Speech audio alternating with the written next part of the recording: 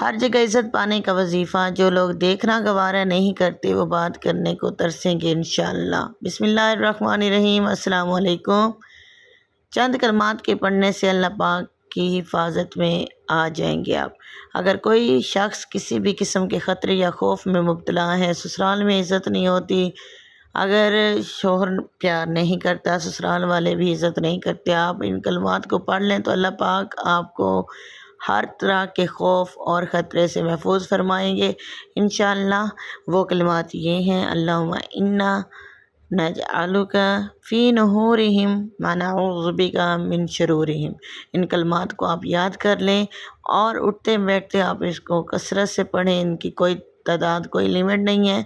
کوئی بھی وظیفہ، کوئی بھی تسبیحات شروع کرنے سے پہلے آپ 5 وقت کا نمازی بننا آپ کے لیے بہت ضروری ہے۔ ترجمہ ہے: اے اللہ، ہم اپنی حفاظت کے لیے آپ کو ان دشمنوں کے مقابلے میں پیش کرتے ہیں اور ان کی برائی سے پناہ چاہتے ہیں۔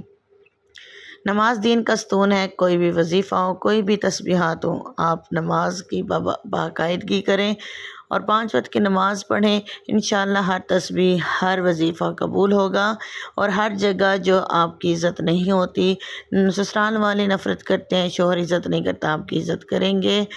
ویڈیو اچھی لگی ہے تو چینل کو سبسکرائب کر دیں، ویڈیو کو لائک کر دیں اور مجھے دعاؤں میں یاد رکھیں۔ اپنا بہت سارا خیال رکھیں۔ جزاک اللہ۔